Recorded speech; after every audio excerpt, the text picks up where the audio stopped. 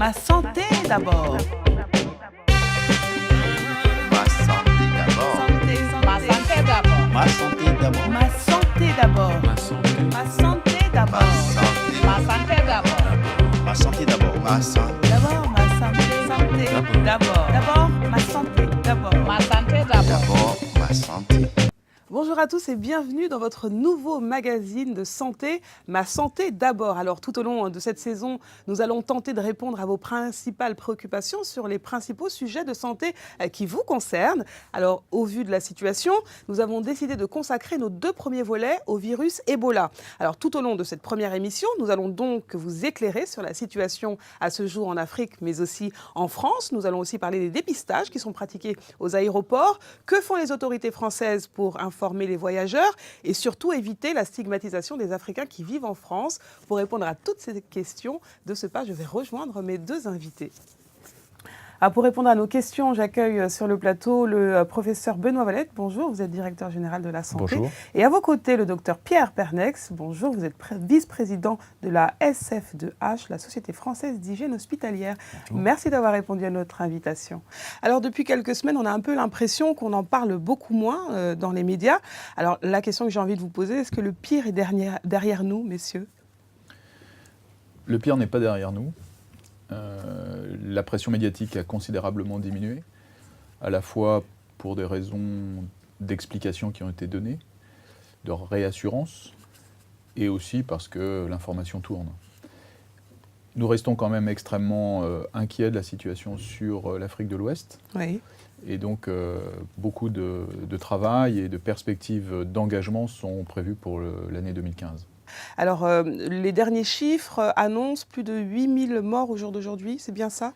Oui, plus de 20 000 cas répertoriés et effectivement aujourd'hui nous approchons les 8000 décès, ce qui effectivement est beaucoup moins grave que ce qui avait été annoncé lors de la projection épidémiologique initiale, mais qui est quand même pour Ebola un score absolument affolant et qui représente un nombre de décès tout à fait considérable. Donc une crise sanitaire pour les pays d'Afrique de l'Ouest très très importante.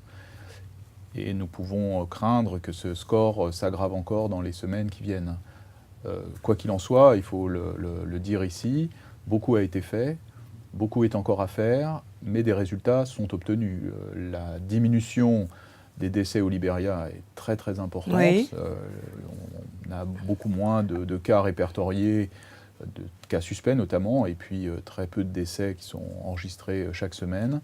La situation en Sierra Leone reste plus compliquée. Voilà, reste préoccupante. Et en Guinée, nous sommes sur un plateau qui ne nous réjouit pas totalement, et notamment sur l'agglomération de Conakry, on garde quelques inquiétudes. Il y a des flux de population importants, il y a beaucoup de mouvements des personnes, et la traçabilité des contacts est aujourd'hui un peu difficile à assurer. Alors la question s'adresse à vous, le docteur Pierre Pernex.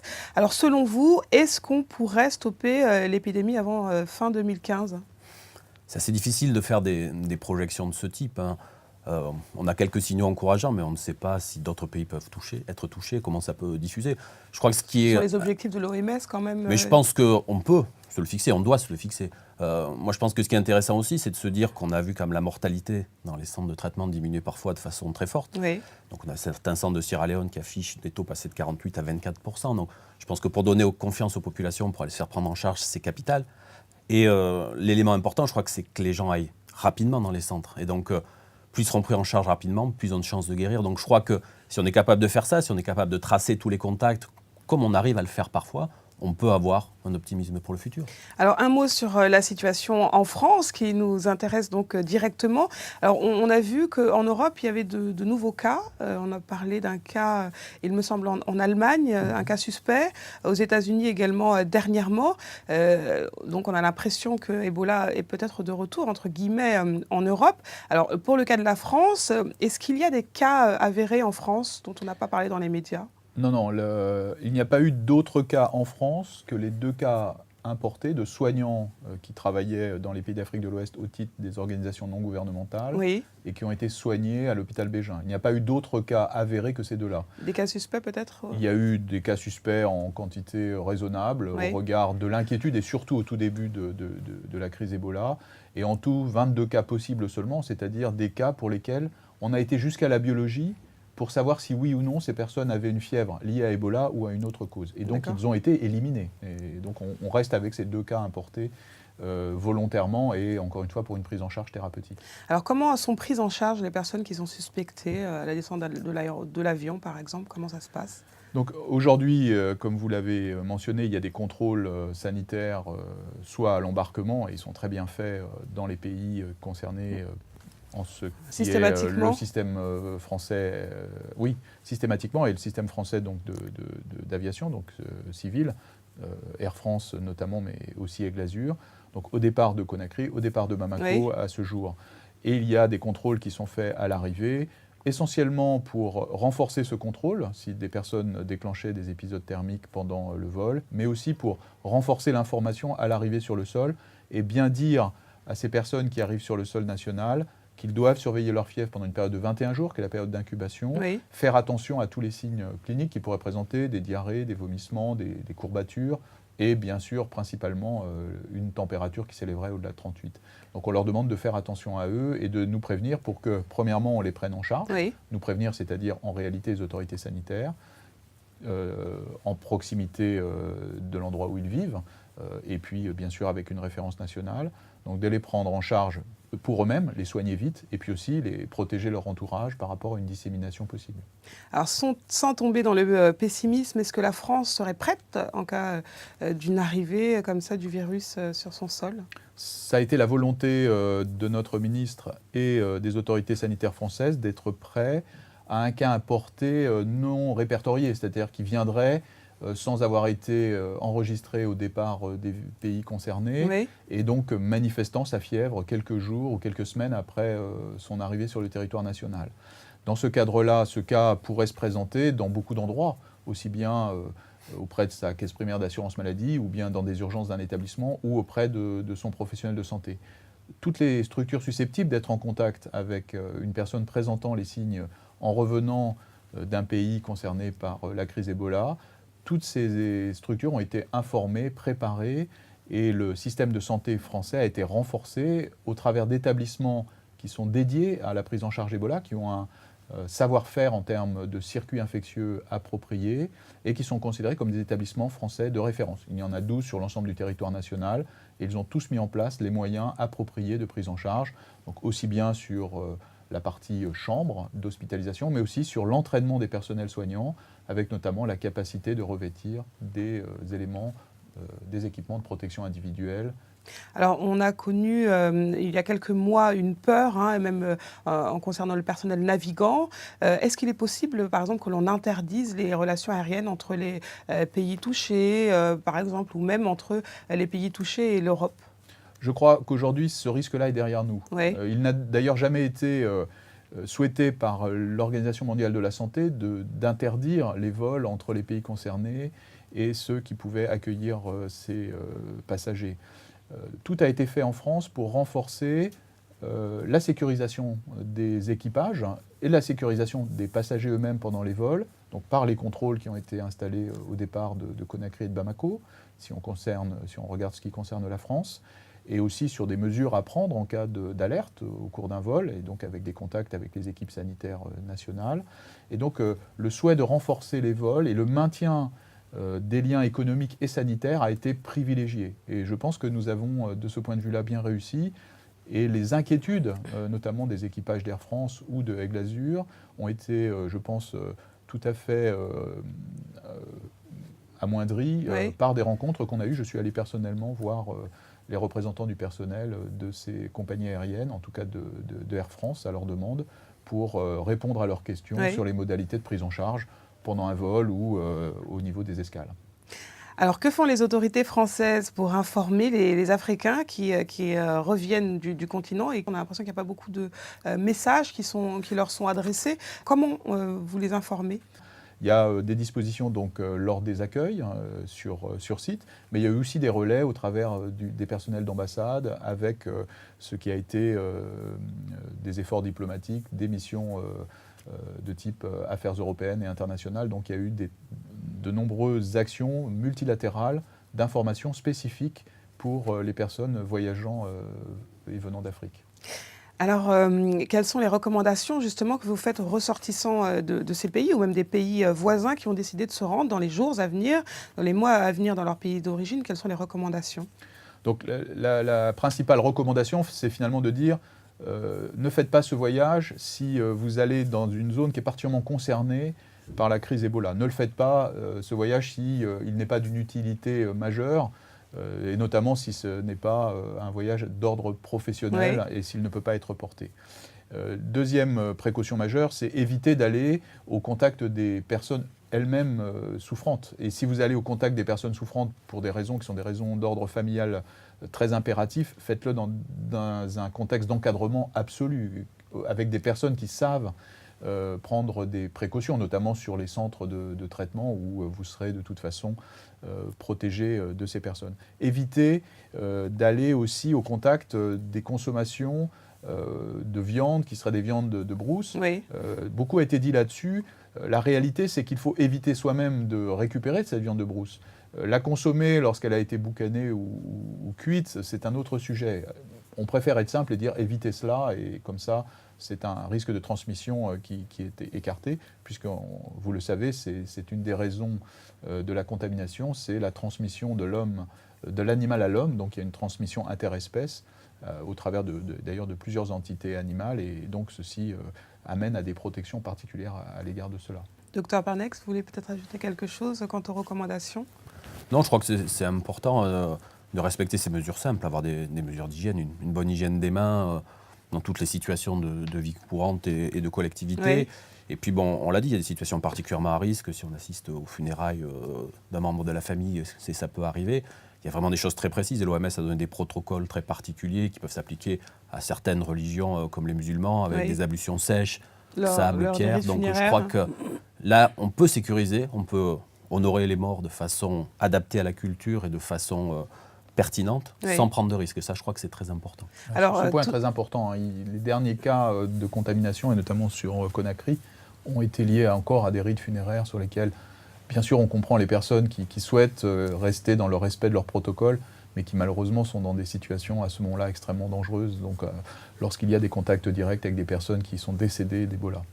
Toujours pour les recommandations aux voyageurs, que dites-vous à ceux qui ont décidé de se rendre dans ces zones avec des enfants, par exemple? Les enfants, c'est comme les adultes, il va falloir les prendre en charge. Simplement, il faut le surveiller. C'est sûr que l'enfant, il peut aller un peu partout, être autonome. Le premier cas de l'épidémie, c'est un enfant qui joue avec des chauves-souris. Donc je crois que l'enfant, forcément, n'a pas conscience du risque, ça dépend de l'âge. Donc je crois qu'on l'a évoqué, on l'amènera au pays si vraiment c'est nécessaire, et on évitera les zones où il y a des risques. Je crois que là, l'enfant, il faudra qu'il suive le lot, mais c'est vrai que c'est un risque particulier puisque son comportement ne peut pas être maîtrisé. Il y a des informations de ce type qui peuvent être données sur le numéro vert que le gouvernement a proposé, donc le 0800 que nous allons rappeler donc, à la fin de l'émission. 0000. Donc ce numéro offre la possibilité effectivement d'avoir des informations sur tous ces sujets que nous évoquons ensemble. Et puis bien sûr, s'il y a une suspicion de cas, si cette personne revient d'un pays, qu'elle a de la fièvre et qu'elle est inquiète, elle appelle le 15, qui est le numéro d'appel urgence unique français. Oui. Et donc elle aura à ce moment-là des informations immédiates sur sa prise en charge. Alors, et ce qu'il faut rajouter, c'est qu'il faut rester chez soi, dans ce cas-là. Oui, exactement. Il ne faut surtout pas aller dans un service d'urgence, quoiqu'éventuellement ils seront susceptibles de faire tout ce qu'il faut et de le faire de manière tout à fait correcte. Il ne faut pas aller chez son médecin généraliste. Oui. Là encore, ils sont prévenus et ils agiront en conséquence.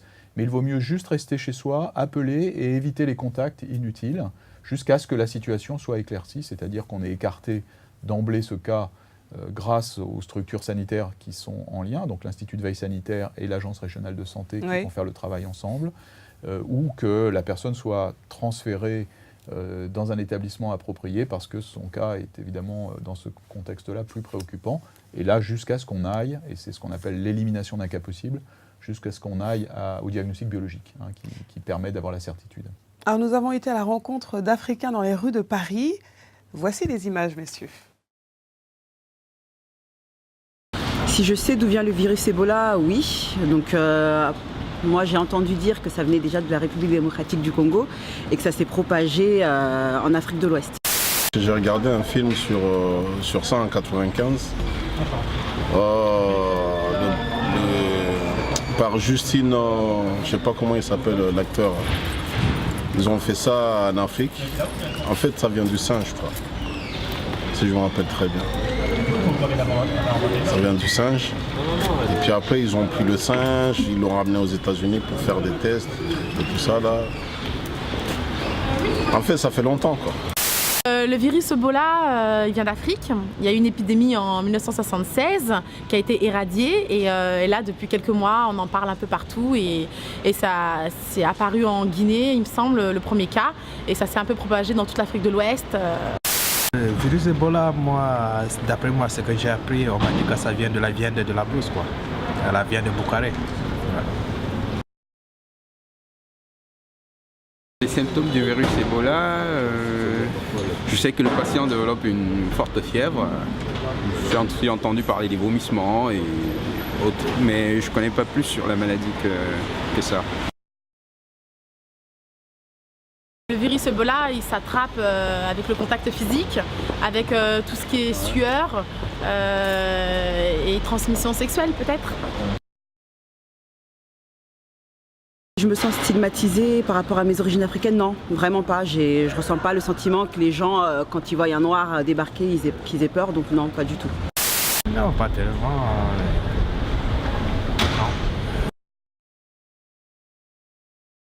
Je n'ai pas peur du virus Ebola parce que je trouve qu'en France on est assez protégé, on se sent un peu éloigné de tous les symptômes de la maladie et on n'a pas eu vraiment de cas, beaucoup de cas en France, donc non, je ne me sens pas concernée plus que ça. Oui, j'ai peur. Qui n'a pas peur de moi? J'ai peur. Oui, j'ai peur du virus Ebola. Oui, si, j'ai peur parce que c'est une maladie contagieuse. Bon, j'ai peur d'Ebola, quoi. Le virus Ebola en France, il ne me fait pas spécialement peur parce que je ne me sens pas spécialement concernée grâce aux mesures sanitaires qui ont été prises en place. Par contre, j'ai de la famille en Afrique, au Togo notamment, et je suis inquiète. Et j'ai effectivement peur qu'il se propage au Togo et que ma famille soit touchée, et notamment ma mère. Donc oui, le virus Ebola me fait peur. Alors, il y a des choses qui sont vraies, d'autres qui sont fausses. Quelles sont vos réactions après avoir vu ces images, messieurs? Donc il y a dans ce panel de personnes qui répondent, des réponses qui sont des réponses très légitimes, Oui. mais dont on peut, pour un certain nombre d'entre elles, nuancer et rassurer par rapport aux inquiétudes qui sont à l'évidence manifestées. Alors, docteur Pierre Pernex, quelles sont vos réactions après avoir vu ces images? Moi, je trouve ça plutôt rassurant parce qu'il me semble que le niveau de perception et de connaissance est plutôt bon. Il peut y avoir des petites inexactitudes, mais moi, je trouve ça bien, c'est rassurant. Alors, la peur est assez soulignée, mais elle me semble dans un bon sens, c'est-à-dire on est conscient qu'il y a un risque et un danger, mais ça ne veut pas dire qu'on est irrationnel et qu'on fait n'importe quoi. Donc, moi, je trouve que ça témoigne que la communication est plutôt bien passée auprès de la population. Et puis également, il y a des pistes qui sont évoquées, qui sont relayées par les réseaux sociaux, par Internet. Certains parlent de théorie du complot. C'est pour décimer les Africains, etc. Est-ce que vous avez envie de répondre à ces personnes qui diffusent ce genre d'informations? Je crois qu'il faut couper court à ce type de rumeurs. Il n'y a aucun complot, aucune fatalité ou rien qui vise spécifiquement le continent africain. On est face au monde des virus. Les virus savent profiter des fragilités de l'homme et de sa façon de vivre, en particulier l'interface homme-animal. Oui. On a eu l'épidémie de grippe H1N1 avec un porc d'Amérique du Sud qui est mis en contact d'un porc d'Eurasie, s'échangent leurs souches de grippe et ça crée un virus mutant qui se transmet à un fermier et après aux autres hommes. Donc là, on est face à un virus dont le réservoir peut être dans différents animaux, mais ici, c'est plutôt la chauve-souris qui a été identifiée. Et on sait par des travaux de recherche faits par le Centre médical de recherche international de Franceville au Gabon que 5% des chauves-souris à peu près sont porteuses d'une souche de virus Ebola. Elles vivent avec. Les transmissions sont très rares, mais là, ça se fait. Il y a un enfant qui joue avec les chauves-souris parmi d'autres, et lui, il est mordu, il développe la maladie, et puis après, sa mère qui prend soin de lui, sa sœur sont contaminées. Il y a un professionnel de santé qui s'en occupe et qui va exporté dans un autre site, il va vers Macenta, il contamine d'autres personnes et ça se transmet. Donc je crois aucune théorie du complot. Il y a d'autres exemples partout ailleurs et donc là c'est une situation spécifique qui existe. Le virus est sûrement très ancien depuis plus de 1000 ans. On ne l'attribue pas à tel ou tel pays. Je crois qu'il ne faut pas s'amuser à ça. Et c'est une situation qu'on doit gérer, mais elle existe partout dans le monde. On est exposé au virus et aux animaux qui peuvent les porter. Alors un mot avant de terminer sur la stigmatisation des Africains. On a eu pendant un moment, on a eu peur. Les Africains en France, on avait l'impression d'être regardés, d'être stigmatisés. Oui. Alors que font les autorités françaises pour éviter la stigmatisation des Africains qui vivent ici?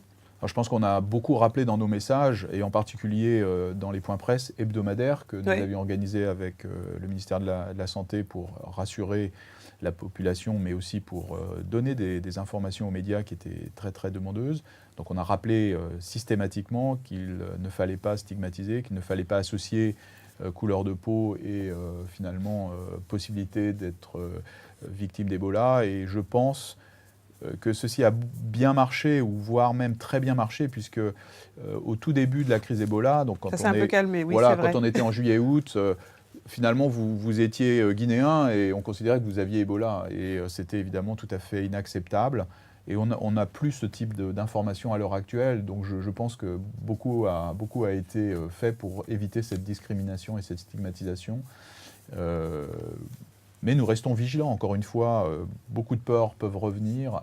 Il suffirait d'un cas importé en France pour que beaucoup de peurs reviennent et que nous soyons à nouveau à devoir faire des recommandations très fortes par rapport à ça et de faire très attention à ne pas associer, à amalgamer de manière trop hâtive. Docteur Pernex, un mot à ce sujet? Je crois que la peur est aussi universelle. Je crois que, hélas aussi, sur le continent africain, on voit des Africains qui travaillent dans les centres de santé et qui ne veulent pas le dire à leur communauté de peur d'être eux-mêmes stigmatisés. Donc je crois que c'est un effort que tout le monde doit faire pour dire on est solidaire, on est conscient et on doit avancer ensemble et que personne ne doit être laissé de côté ou stigmatisé pour telle ou telle raison. Je pense que sur le territoire français, à mon avis, ce n'est pas le cas. Quelle serait la conclusion pour terminer cette émission, messieurs, l'un et l'autre? Benoît Valette, allez-y. Pour moi, la conclusion serait de dire que nous avons bien progressé sur la prise en charge au niveau de l'Afrique de l'Ouest. Je pense qu'un des exemples typiques a été le contrôle sur le Mali. Il y a eu quelques cas au Mali et qui ont été immédiatement pris en charge avec une sécurité sanitaire renforcée. Mais est-ce que le Mali fait toujours partie des pays concernés, il me semble? Ceci s'arrêtera aux alentours du 15 janvier. D'accord. L'OMS, normalement, dictera la fin de la prise en compte du Mali comme une zone Ebola. Oui. Ceci tient au fait qu'on a attendu 2 périodes de 21 jours, c'est-à-dire 2 périodes d'incubation sans aucun cas déclaré nouveau. D'accord. Il y a un élément technique derrière.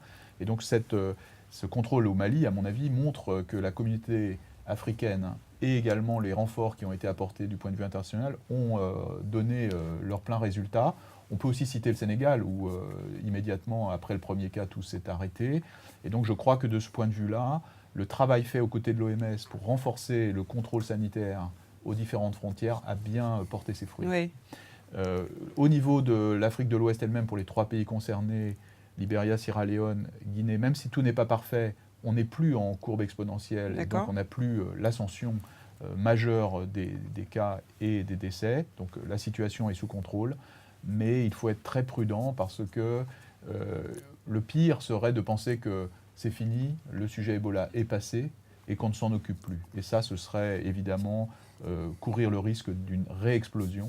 On sait très bien que dans ces phénomènes épidémiques, on a des vagues et que ces vagues peuvent revenir. Et donc, il faut être toujours extrêmement actif et vigilant. C'est ce que fera la France au cours de l'année 2015 avec beaucoup de partenaires européens et avec des investissements très très conséquents. C'est plus de 100 millions d'euros qui ont déjà été investis par les autorités sanitaires françaises avec le soutien diplomatique et beaucoup de pays à nos côtés qui font des centres de traitement, qui font des centres de traitement pour soignants aussi sur place. Et donc je pense que cet effort-là va être poursuivi pour l'année 2015 et je m'en félicite. Docteur Pernex, quelle serait la conclusion? Moi, je pense qu'on peut quand même être optimiste. Il faut toujours rester prudent et baliser le terrain au maximum. Mais on a des signaux positifs. Et surtout, je crois qu'on est capable de mieux prendre en charge les patients. Oui. Et je pense que, moi, ce que je souhaite, c'est que la plupart des gens qui sont touchés là, par cette maladie puissent être sauvés, donc pris en charge rapidement dans les centres. On teste des antiviraux, on teste des nouveaux thérapeutiques et ça marche. Et donc il y a de l'espoir pour ça. Donc je dis, c'est dur, la situation de crise est importante, mais l'espoir est là et on peut sauver les patients et les gens d'Afrique. Puis après, sur un plan plus plaisant, je dirais profiter de la CAN et puis j'espère que les Lions Indomptables iront jusqu'au bout cette année. Merci beaucoup d'avoir répondu à notre invitation, messieurs. Merci à vous. Ma santé d'abord. Ma santé d'abord. Ma santé d'abord. Ma santé d'abord. Ma santé